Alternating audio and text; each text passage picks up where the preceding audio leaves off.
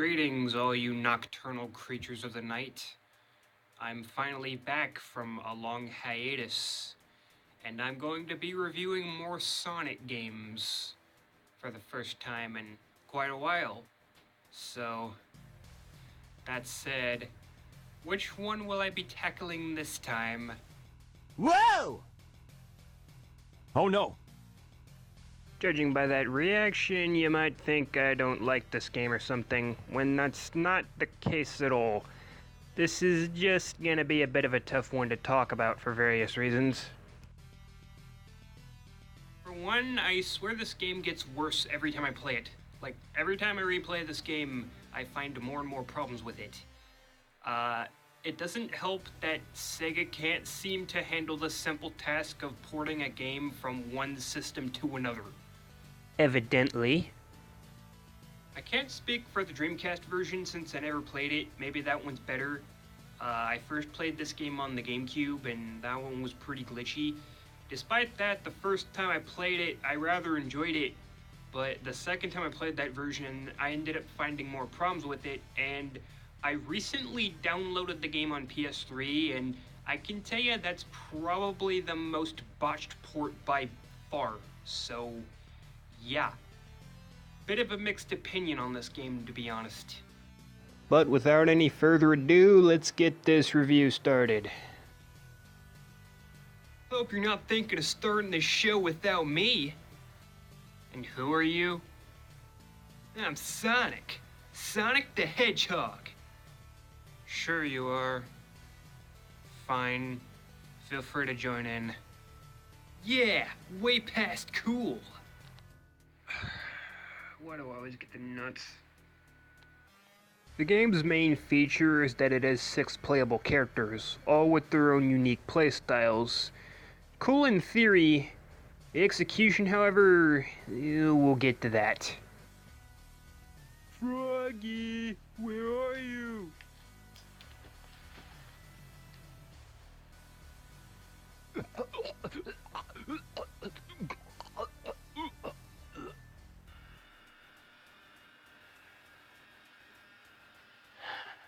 Sorry, had to take out some trash. So the game starts off in a town called Station Square.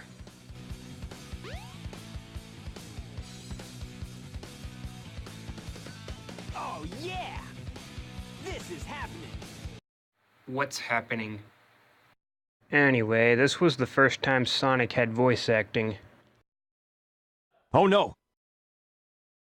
Correction, the first time a Sonic game had voice acting. Oh no! That doesn't even count, that was like one line of dialogue.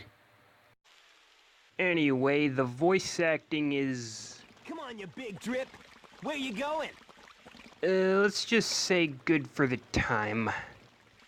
Ryan Drummond does a pretty good job of capturing Sonic's 90s attitude, though maybe it's because I grew up with Sonic X, but Jason Griffith will always be my favorite Sonic, as unfavorable as that opinion may be.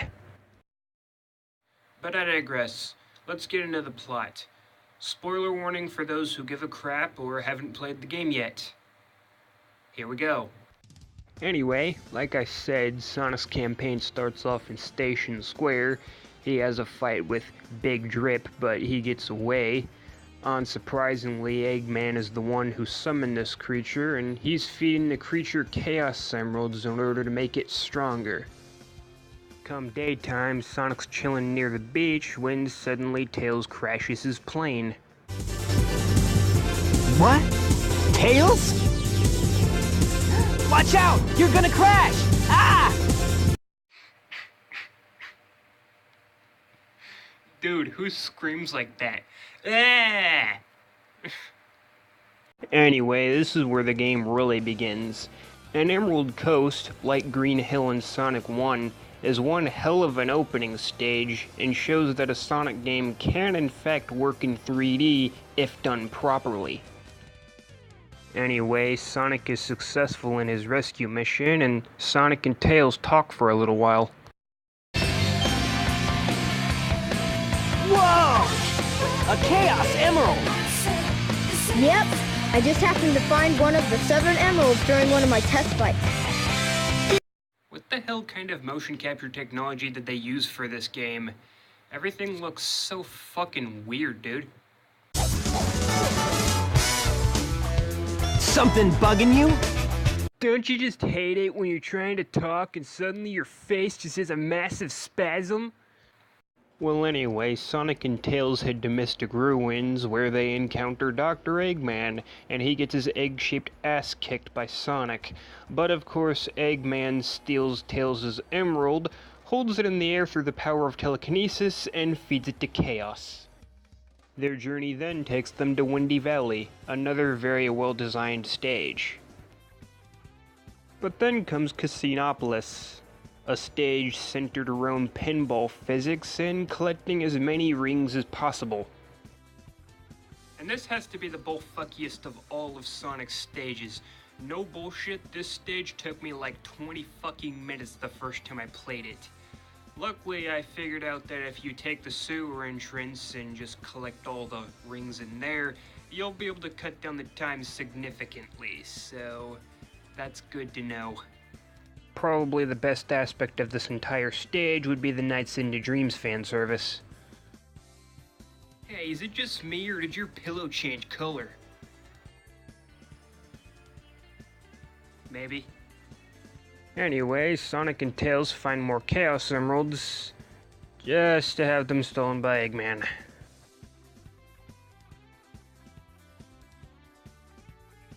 You know, I'm kinda sensing a pattern here. Anyway, Sonic and Tails' next destination is Ice Cap. Pretty decent stage, and the snowboard segment's pretty cool, so pretty good stage.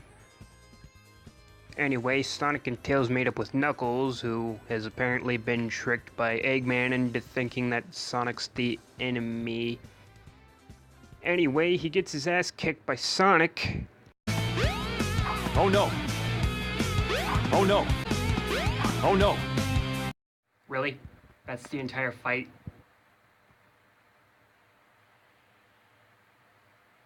Seems legit. Anyway, in the tussle, Sonic gets his Chaos Emeralds knocked out of his non-existent pockets, and of course, Eggman steals them and feeds them to Chaos. Wow, this is how this entire plot goes, isn't it? Anyway, Sonic defeats Chaos, again, and he gets away, again.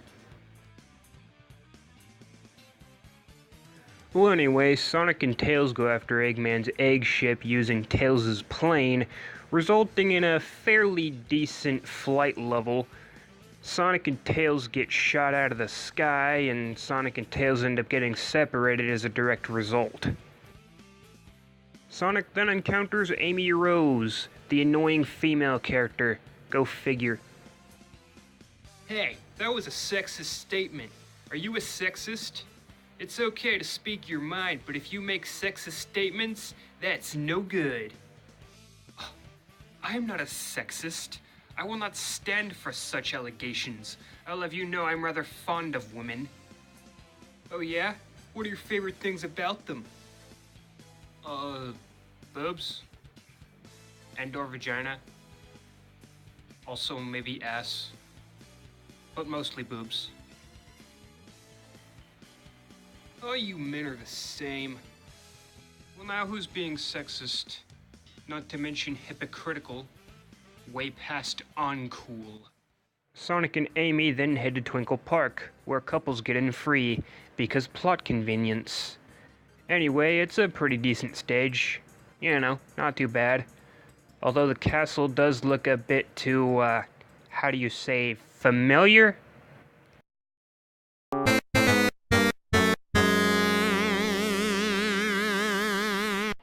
Anyway, next comes Speed Highway, which is arguably the best stage in the entire game. Even made its way into Sonic Generations, so I guess that says something. And that part where Sonic's running down the side of the building is pretty iconic. But if you think that's crazy, things really start to heat up. Pun entirely intended. When Sonic reaches Red Mountain, this game's lava level. Go figure. Why is it that every every video game has lava in it. Anyway, it's alright. It's competently designed, you know, like 90% of this game, with about 10% of hot garbage, but I'm getting ahead of myself. I must say, Froggy! Anyway, Sonic and Tails make one more attempt to infiltrate Eggman's battleship, and this time they're successful.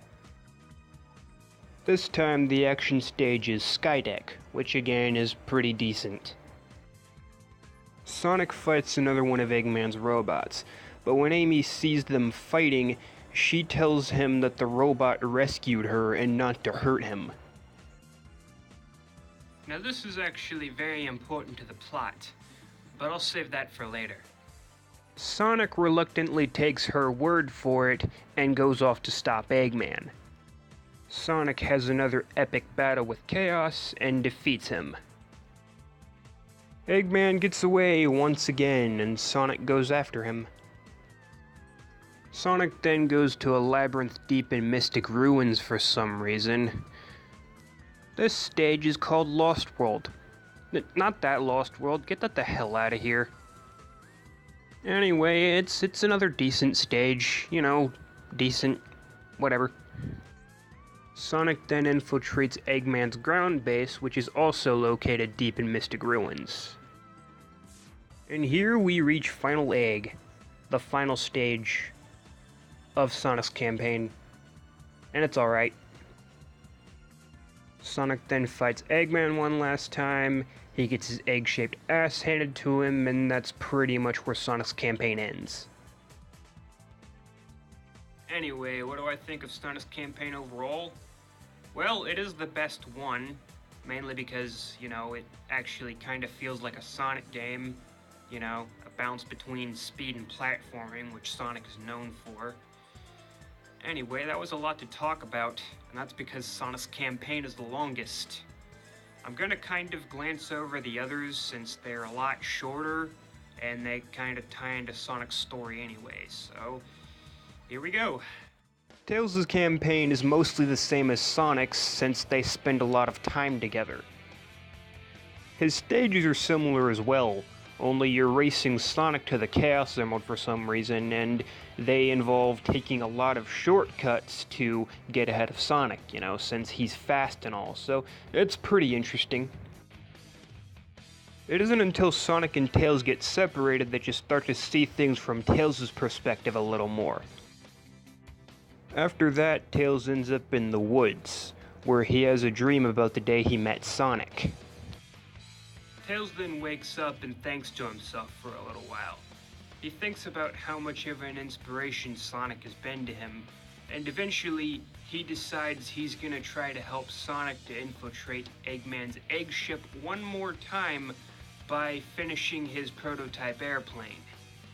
After Tails is done rebuilding it and they infiltrate the base and escape, Tails ends up in Station Square. Eggman makes a crash landing in Station Square and Tails wonders what's going on. Eggman then sets off a missile in Station Square, but it turns out being a dud. He then sets off to activate it manually, and Tails has no choice but to go after him.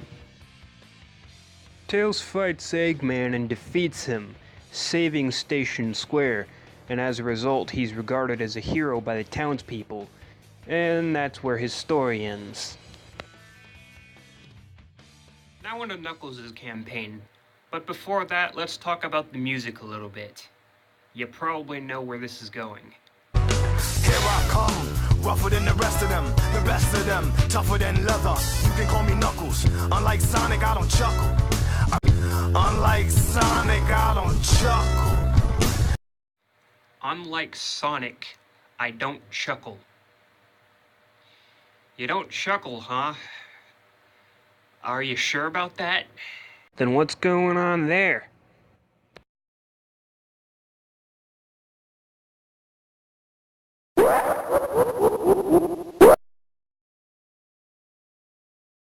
Oh no! Knuckles' campaign starts off with him chilling near the Master Emerald when suddenly Chaos comes in and ruins his day by destroying it. Knuckles tries to fend him off but gets his ass handed to him and Chaos gets away. Angel Island then begins plunging down into the water below, as the power of the Master Emerald is the only thing keeping it afloat. Knuckles spends most of his campaign going after pieces of the Master Emerald, as well as the Chaos Emeralds. And that's about it, really. As a result, Knuckles' stages are treasure hunting stages and involve a lot of exploration. Each stage has an emerald radar, letting you know when you're in the vicinity of one. I actually really like these stages, and the emerald radar is handled pretty well in this game. But of course the next game had to go and fuck it up. But that's a story for another video entirely. Anyway, on his journey he starts having visions of an ancient echidna by the name of Tikal. She's actually your guide throughout the entire game. In spirit form, she actually appears to all of the characters in some form or another, and is leading all of the characters to their destinies or some shit. She even talks to Big the Cat of all people, which I doubt he's even listening to her. He's just a big retarded purple cat. I don't even know what's going on in his mind.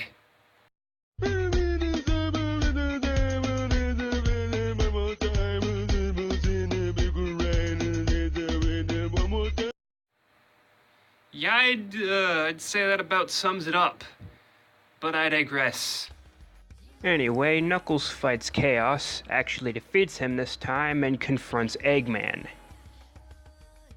Eggman then tells Knuckles that Sonic is after the pieces of the Master Emerald as well, which is a lie, and then walks away. And then Knuckles starts to think to himself for a little bit. I see. So that's why Knuckles ends up having a confrontation with Sonic. Anyway, Knuckles fights Chaos again, brings back all the emeralds and emerald pieces back to Angel Island with him, and his story ends. Anyway, that's basically Knuckles' campaign. Nothing else too noteworthy. So, I guess on to Amy's campaign.